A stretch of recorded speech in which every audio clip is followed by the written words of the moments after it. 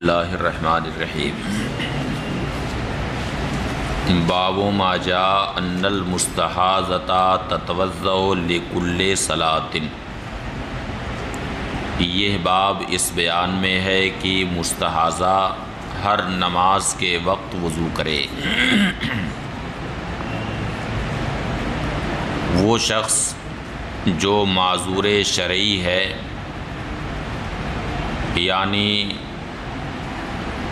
اسے کوئی ایسی بیماری ہے، مثلا اسے پھوڑا نکل آیا ہے یا پیشاب کا قطرہ اسے آتا رہتا ہے کہ پورے وقت نماز میں اتنا وقت تو نہیں پاتا ہے کہ وضو کر کے وہ نماز ادا کر سکے،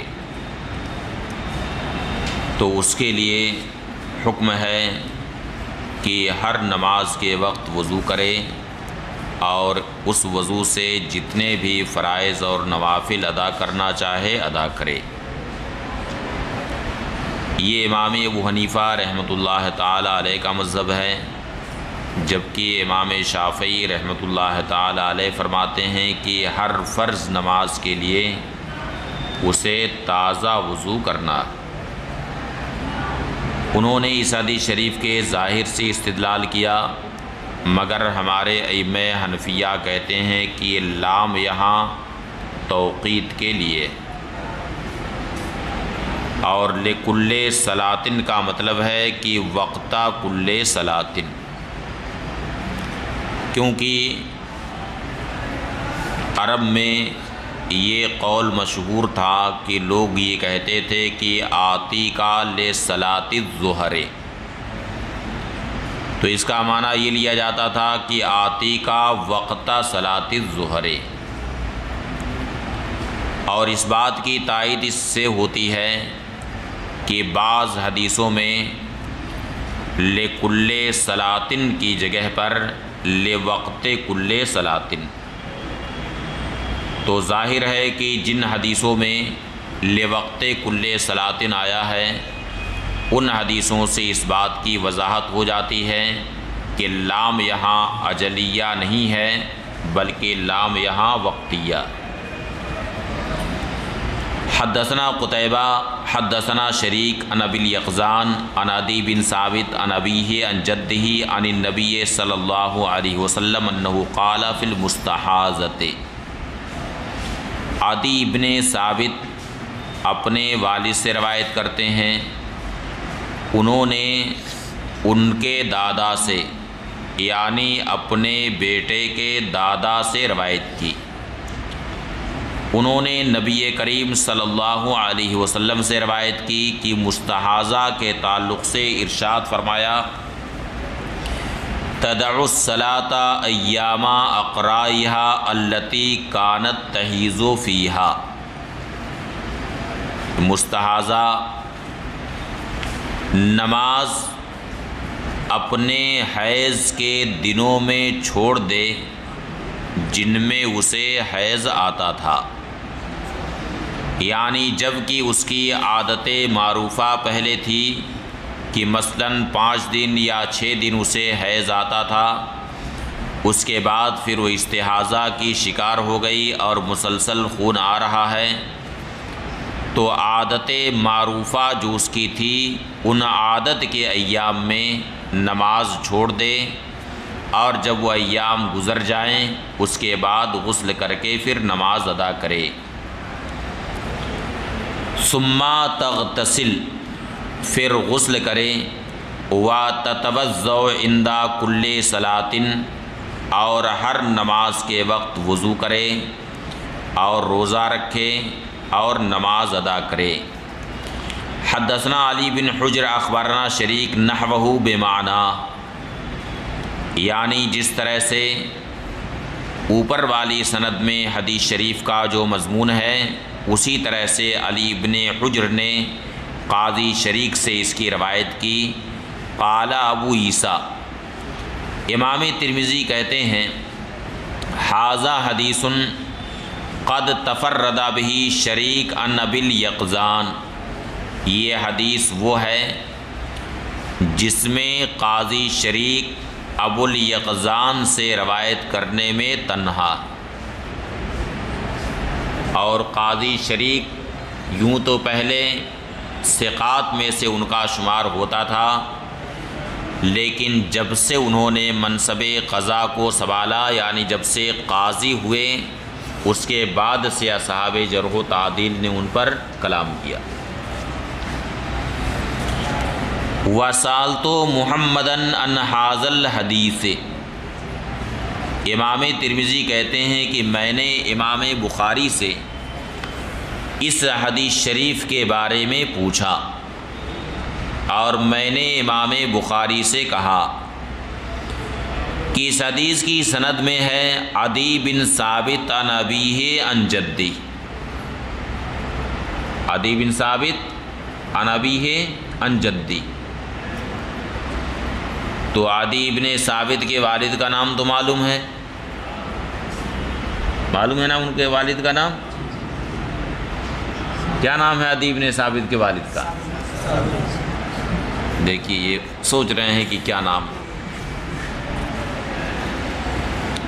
فرمایا کہ اس حدیث کی سند میں عدی بن ثابت عن ابیہ عن جدہ ہے، تو عدی کے والد کا نام تو معلوم ہے مگر ان کے دادا کا نام مذکور نہیں۔ تو میں نے پوچھا کہ جد عدی مسمہ، عدی کے دادا کا کیا نام ہے؟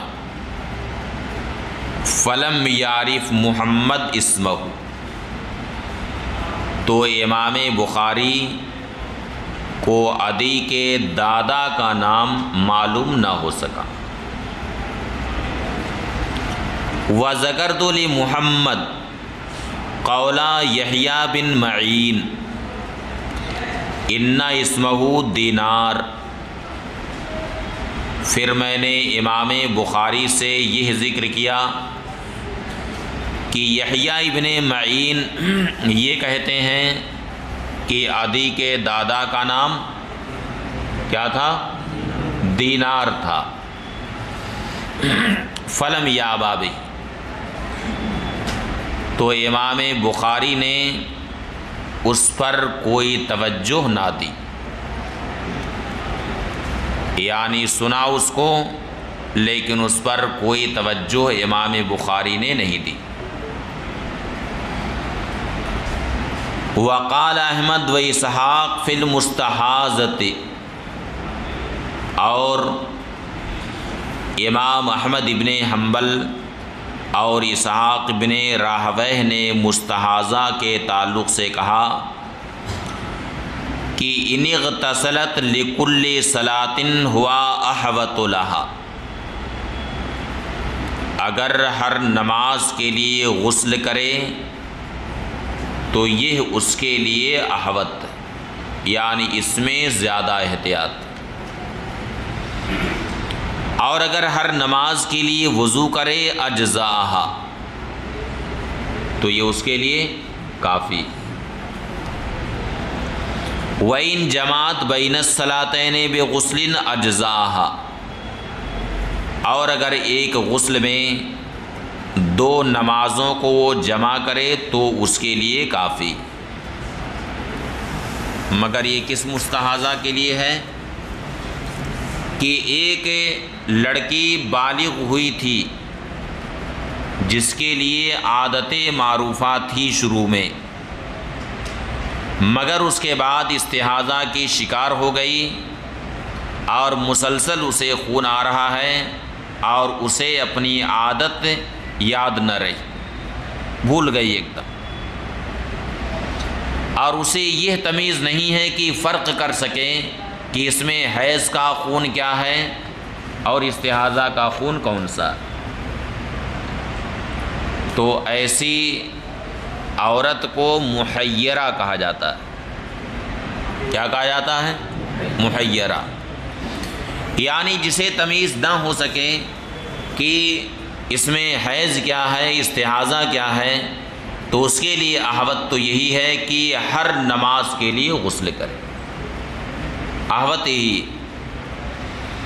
اور اگر ہر نماز کے لیے بجائے غسل کے وضو کریں تو بھی کافی، اور اگر دو نمازوں کو ایک غسل میں جمع کریں تو وہ بھی اس کے لیے جائز،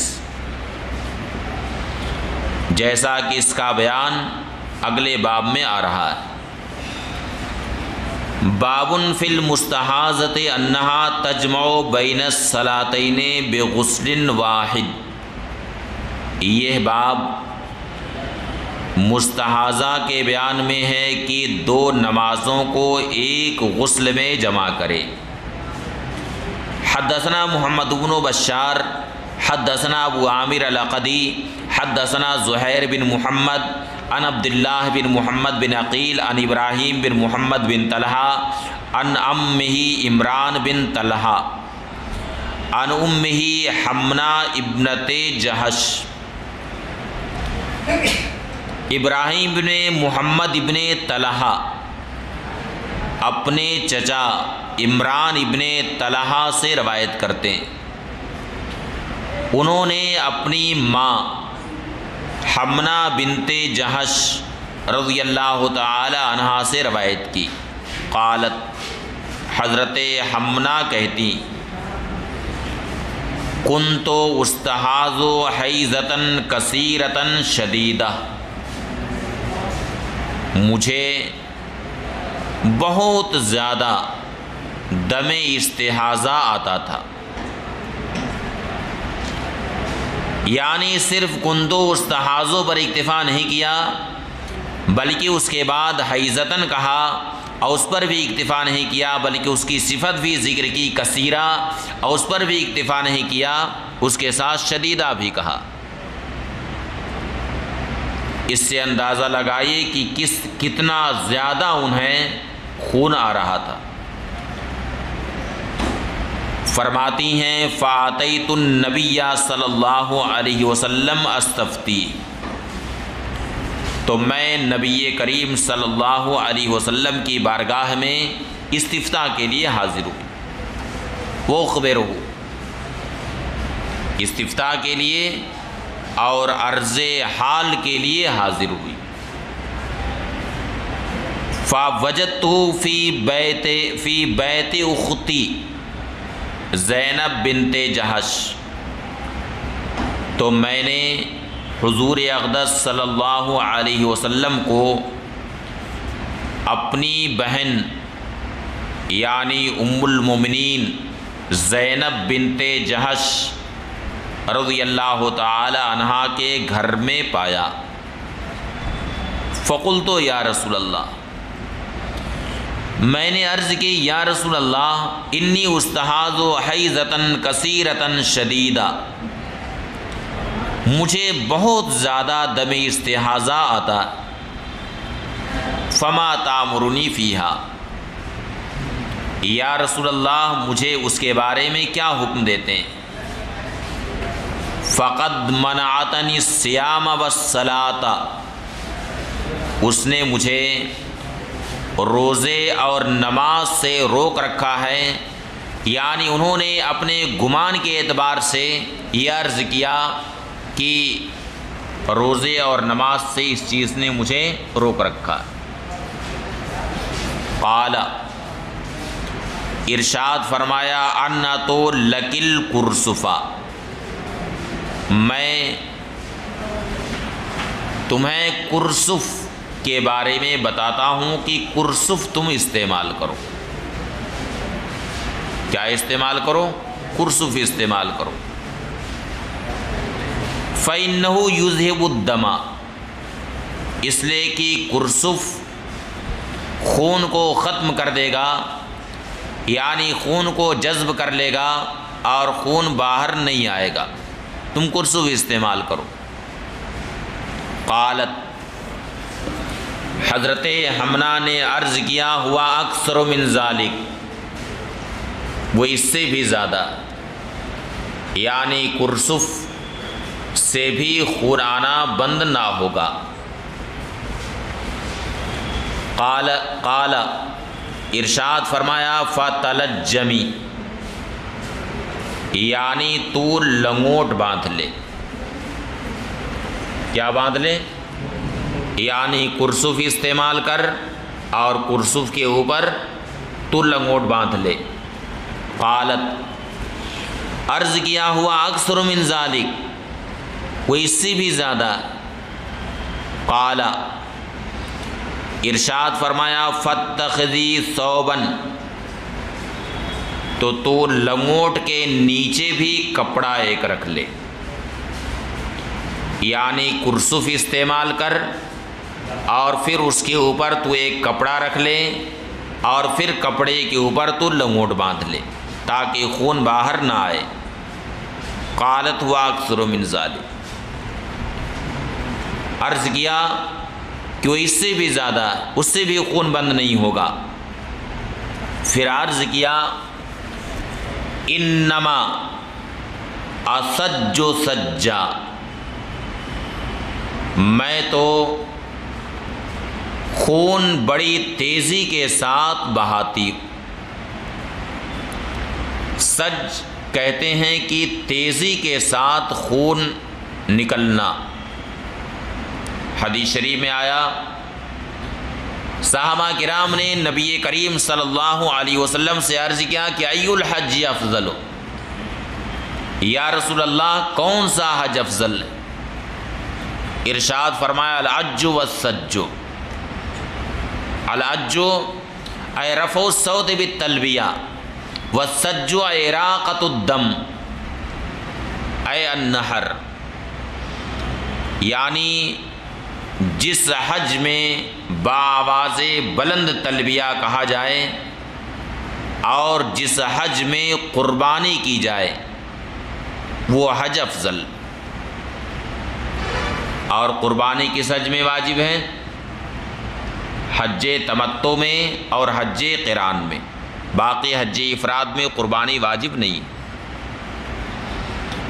تو السج کا مطلب ہے کہ اراقۃ الدم، یعنی خون بہانا، قربانی کرنا۔ اب آپ حضرات خود اندازہ لگائیے کہ جانور کو جس وقت ذبح کیا جاتا ہے، جس وقت قربانی کی جاتی ہے، تو اس کے گلے سے، اس کی رگوں سے خون کس تیزی کے ساتھ نکلتا ہے۔ آپ حضرات خود اندازہ لگائیں کہ کتنی تیزی سے وہ خون نکلتا، کہ اگر اس وقت گلے پر کچھ بھی رکھ دیا جائے، کتنا ہی موٹا کپڑا رکھ دیا جائے، کیا وہ کپڑا اس خون کو روک سکتا ہے؟ اس لیے عرض کیا کہ انما اسج سجا، یا رسول اللہ میں تو خون بڑی تیزی کے ساتھ بہاتی ہوں۔ فقال النبی صلی اللہ علیہ وسلم سآمرک بامرین، تو نبی کریم صلی اللہ علیہ وسلم نے ارشاد فرمایا کہ میں تمہیں دو باتوں کا حکم دیتا ہوں، ایہما صنعت اجزان کے، ان دونوں احکام میں سے جس پر بھی تو عمل کر لے تمہاری طرف سے کافی، جس میں تمہارے لیے آسانی ہے، جو تم کر سکتی ہو اس پہ عمل کر لو، وہ تمہاری طرف سے کافی۔ فَإِن قَوَيْتِ عَلَيْهِمَا فَأَنْتَ عَالَمُ، اگر تو دونوں پر قادر ہے، دونوں حکم پر تو عمل کر سکتی ہے، تو تو بہتر جانتی ہے کہ کیا تیرے لیے ٹھیک ہے۔ اگر تو دونوں حکموں پر عمل کر سکتی ہے فَأَنْتَ عَالَمُ، تو تو بہتر جانتی ہے کہ کیا تیرے لیے آسان ہے، اس پہ تو عمل کر۔ فقال، ارشاد فرمایا انما ہی رکضۃ من الشیطان، یہ شیطان کی طرف سے ایک ضرب ہے، یعنی شیطان نے تمہاری رگ پر ضرب لگا دی، تو یہ شیطان کی طرف سے ہے۔ فتحیزی ستۃ ایام او سبعۃ ایام فی علم اللہ، تو 6 دن یا 7 دن اللہ کے علم میں حائضہ بنی رہا، ثم اغتسلی، پھر تو غسل کر۔ یعنی اگر تیری عادت معروفہ تھی اس سے پہلے کہ تو 6 دن یا 7 دن حیض کی حالت میں رہتی تھی، تمہیں حیض کا خون 6 دن یا 7 دن مہینے میں آتا تھا، تو اس کے مطابق تو اتنے دن حیضہ بنی رہا، اور ان دنوں میں تو نہ نماز پڑھ اور نہ روزے رکھ۔ فَإِذَا رَأَيْتِ ثُمَّ اغْتَسِلِي، پھر جب وہ ایام گزر جائیں تو اب تو کیا کر؟ غسل کر۔ فَإِذَا رَأَيْتِ أَنَّكَ قَدْ طَهُرْتِ وَاسْتَنْقَعْتِ، تو جب تو یہ جان لے کہ تو پاک ہو چکی اور صاف ستھرا ہو چکی ہے، فَصَلِّ 24 لیلہ، تو 24 رات یا 23 رات، 23 دن رات اور 24 دن رات یا 23 دن رات تو نماز پڑھ اور روزے رکھ، تو روزے رکھ اور نماز پڑھ۔ فَإِنَّ ذَلِكَ يُجْزِئُكَ، کہ یہ تمہارے لیے کافی۔ وَكَذَلِكَ فَافْعَلِي، اور ایسے ہی تو کر، كَمَا تَحِيضُ النِّسَاءُ وَكَمَا يَطْهُرْنَ لِمِيقَاتِ حَيْضِهِنَّ وَطُهُورِهِنَّ، جیسے کہ دوسری عورتوں کو حیض آتا ہے، حیض کے وقت میں حیض آتا ہے اور طہر کے وقت میں وہ پاک رہتی۔ تو اگر تمہیں اپنی عادت یاد ہے تو اس عادت پر تو عمل کر، اور اگر تمہیں اپنی عادت یاد نہیں ہے تو تحری کر۔ کیا کر؟ تحری کر۔ تحری نہیں معلوم ہے؟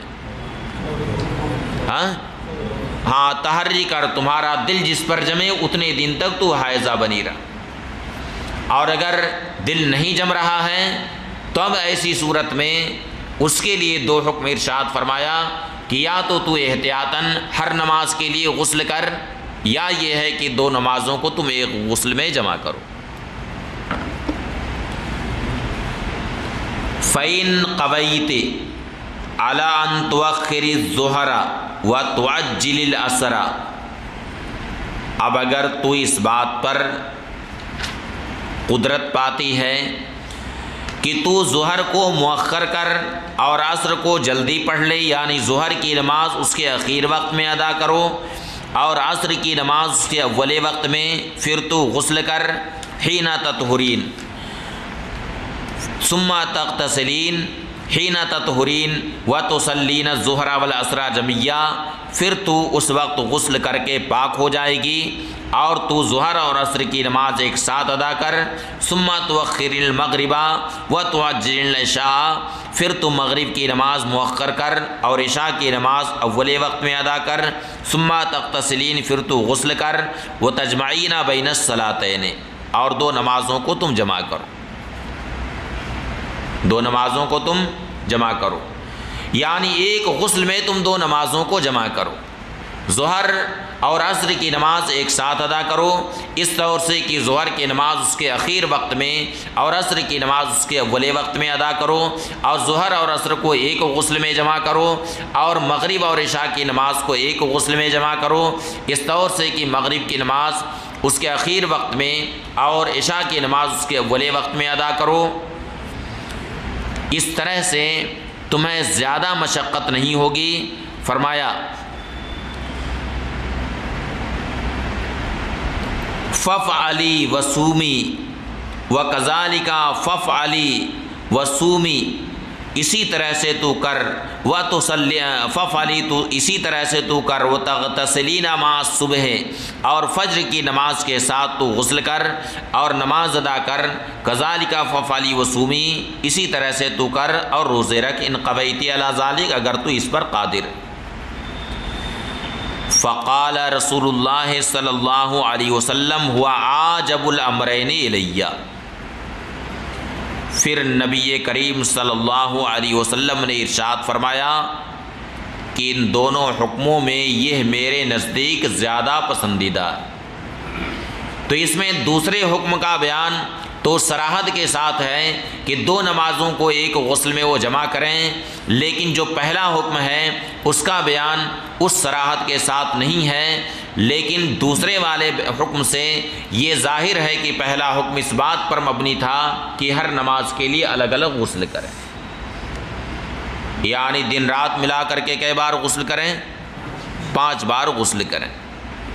مگر چونکہ پہلا والا حکم بنسبت دوسرے حکم کے سخت ہے اور دوسرے حکم میں آسانی ہے، اس وجہ سے نبی کریم صلی اللہ علیہ وسلم نے ارشاد فرمایا کہ دوسرا والا میرے نزدیک زیادہ پسندیدہ۔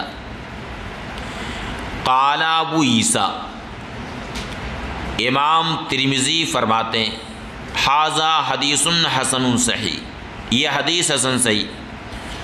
ورواہ عبید اللہ بن عمرو الرقی، اور اس کی روایت عبید اللہ بن عمرو الرقی اور ابن جریج اور شریک نے عبداللہ بن محمد بن عقیل سے کی ہے، عن ابراہیم بن محمد بن طلحہ عن امہ عمران عن امہ حمنہ، الا ان ابن جریج یقول، مگر ابن جریج عمر ابن طلحہ کہتے ہیں، جبکہ صحیح عمران ابن طلحہ۔ وسالت محمد عن ھذا الحدیث، میں نے امام بخاری سے اس حدیث کے بارے میں پوچھا، فقال، تو انہوں نے فرمایا کہ حدیث حسن ہے۔ وہکذا قال احمد بن حنبل، اسی طرح سے امام احمد بن حنبل نے فرمایا کہ یہ حدیث حسن صحیح۔ وقال احمد و اسحاق، اب یہاں کئی قسم کی کل عورتیں، ایک عورت تو وہ ہے جو مستحاضہ ہو کر کے بالغ ہوئی اور مسلسل اسے خون آتا، تو اب اس صورت میں اس کے لیے تو آسان کہ ہر مہینے میں 10 دن اس کے حیض کے مانے جائیں گے اور باقی استحاضہ کا مانا جائے گا۔ ایک عورت وہ ہے کہ جو بالغ ہوئی ہے اور اس کے لیے کوئی عادت معروفہ تھی پہلے، اس کے بعد پھر وہ استحاضہ کی شکار ہو گئی ہے اور عادت معروفہ اسے یاد ہے، تو اس صورت میں جو اس کی عادت معروفہ پہلے تھی، اس عادت کے ایام میں اسے حیضہ مانا جائے گا اور باقی دنوں میں دم استحاضہ مانا جائے گا۔ اور ایک عورت وہ ہے کہ جس کے لیے عادت معروفہ تو تھی مگر پھر وہ استحاضہ کی شکار ہوئی اور عادت معروفہ اس کے ایام اسے یاد نہ رہے، بھول گئی، تو اب اس صورت میں اس کے لیے حکم ہے کہ تحری کرے۔ کیا کرے؟ تحری کرے، اس کا دل جس پر جمے اسی پر عمل کرے۔ اور دوسری صورت یہ ہے کہ تحری بھی وہ نہیں کر پا رہی، تب ایسی عورت کے لیے حکم ہے کہ ہر نماز کے لیے یا تو غسل کرے یا ایک غسل میں 2 نمازوں کو جمع کرے، ایسی عورت کو محیرہ کہا جاتا۔ وقال احمد و اسحاق فی المستحاضۃ، امام احمد ابن حنبل اور اسحاق ابن راہویہ نے مستحاضہ کے بارے میں فرمائی، اذا کانت تعرف حیضہا باقبال الدم و ادبارہ، جب کہ وہ اپنے حیض کو پہچانتی ہو خون کے آنے جانے سے، فاقبالہ ان یکون اسودا، تو حیض کا آنا یہ ہے کہ خون کیسا ہو؟ کالا، اور اس کا جانا یہ ہے کہ ان یتغیر الی الصفرۃ، کہ وہ مائل بزردی ہو جائے۔ فالحکم فیہا علی حدیث فاطمہ بنت ابی حبیش، علی حدیث فاطمہ بنت ابی حبیش، تو ایسی عورت کے بارے میں حکم کس پر ہوگا؟ فاطمہ بنت ابی حبیش کی حدیث پر حکم ہوگا۔ اور فاطمہ بنت ابی حبیش کی حدیث اوپر آ چکی ہے کہ جاءت فاطمہ ابنت ابی حبیش الی النبی صلی اللہ علیہ وسلم فقالت یا رسول اللہ انی امرأۃ استحاض فلا اطہر افادع الصلاۃ، قال لا انما ذلك عرق وليست بالحیضہ، فاذا اقبلت الحیضۃ فدعی الصلاۃ واذا ادبرت فاغسلی عنک الدم وصلی۔ تو ایسے کے بارے میں حکم کس پر ہوگا؟ فاطمہ بنت ابی حبیش کی حدیث پر ہوگا کہ استحاضہ کی حیض کے ایام میں وہ نماز نہ پڑھیں، اور جب حیض کے ایام ختم ہو جائیں، استحاضہ کے ایام شروع ہو جائیں، تو ان میں وہ غسل کر کے نماز پڑھیں۔ وَإِن كَانَتِ الْمُسْتَحَاضَةُ لَهَا أَيَّامٌ مَعْرُوفَةٌ قَبْلَ أَن تُسْتَحَاضَ، اور اگر اس مستحاضہ کے لیے مستحاضہ ہونے سے پہلے ایام معروفہ تھے فإنها تدع الصلاة ایام اقرائها، تو اپنے حیض کی دنوں میں وہ نماز چھوڑ دے، پھر اس کے بعد یعنی جب حیض کے دن ختم ہو تو غسل کرے اور ہر نماز کے لیے وضو کرے، وتصلی اور نماز پڑھے۔ وَإِذَا اسْتَمَرَّ بِهَا الدَّمُ، اور جب اسے مسلسل خون آ رہا ہے، وَلَمْ يَكُنْ لَهَا أَيَّامٌ مَعْرُوفَةٌ، اور اس کے لیے ایام معروفہ بھی نہیں، وَلَمْ تَعْرِفِ الْحَیضَ، اور اسے اتنی تمیز بھی نہیں ہے کہ یہ فرق کر سکے کہ اس میں حیض کیا ہے اور استحاضہ کیا ہے۔ وَلَمْ تَعْرِفِ الْحَیضَ بِإِقْبَالِ الدَّمِ وَإِدْبَارِهِ، اور خون کے آنے جانے سے حیض کو بھی نہیں پہچانتی ہے۔ فَالْحُکْمُ لَهَا عَلَى حدیث حمرا بنت جہش، تو ایسے کے لیے حکم کس حدیث پر ہوگا؟ حمنا بنت جہش کی حدیث پر حکم ہوگا۔ ایسی عورت محیرہ کہلائے گی کہ اسے پہلے حکم ہوگا کہ تحری کریں، اگر تحری کرنے پر وہ قدرت رکھتی ہے تو جتنے ایام پر اس کا دل مطمئن ہو رہا ہے کہ اتنے ایام حیض کے ہوں گے تو اتنے دن حیض کے مانے جائیں گے اور باقی استحاضہ کے مانے جائیں گے، اور اگر تحری کی صلاحیت اس کے اندر نہیں ہے تو ایسی صورت میں اب اس کے لیے حکم ہے کہ ہر نماز کے لیے یا تو غسل کرے یا دو نمازوں کو ایک غسل میں جمع کرے۔ وقال الشافعی المستحاضۃ اذا استمر بها الدم فی اول ما رأت، امام شافعی رحمۃ اللہ تعالی علیہ فرماتے ہیں کہ مستحاضہ کو جب شروع ہی میں مسلسل خون آئے فدامت علی ذالک، اور اسی پر وہ باقی رہے، فإنها تدع الصلاة ما بینها وبین 15 یوما، تو وہ نماز جو کچھ اس کے اور 15 دنوں کے درمیان ہے چھوڑ دے، اس لیے کہ امام شافعی کے نزدیک حیض کی اکثر مدت 15 دن ہے۔ فیضا طہرت فی 15 یومن، تو جب 15 دن میں یا اس سے پہلے وہ پاک ہو جائے، فإنها ایام حیض، تو وہ جو اس سے پہلے کے ایام ہیں وہ حیض کے ہوں گے۔ فیضا رأت الدم اکثر من 15 یومن، اب اگر وہ 15 دن سے زیادہ خون دیکھے، فإنها تقضی صلاة 14 یومن، تو وہ 14 دن کی نمازوں کی قضا کرے۔ ثم تدع الصلاة بعد ذلك، پھر اس کے بعد نماز کو چھوڑ دے، اقل ما یحیض النساء، اس مدت میں جو حیض کی اقل مدت ہے، یعنی ایک دن ایک رات۔ قال ابو عیسیٰ، امام ترمذی فرماتے ہیں فاختلف اہل العلم فی اقل الحیض واکثرہ، تو اہل علم کا اس بارے میں اختلاف ہے کہ حیض کی اقل مدت اور اکثر مدت کیا ہے۔ تو بعض اہل علم کہتے ہیں کہ حیض کی اقل مدت 3 دن ہے اور اکثر مدت 10 دن ہے، یہ قول ہے امام سفیان ثوری اور اہل کوفہ کا، یہی قول امام ابو حنیفہ رحمۃ اللہ تعالی علیہ کا ہے، اور اسی کو امام ابن المبارک اختیار کرتے ہیں، اور ان سے اس کے خلاف کی بھی روایت، جبکہ بعض اہل علم جن میں عطا ابن ابی رباح ہیں وہ یہ کہتے ہیں کہ حیض کی اقل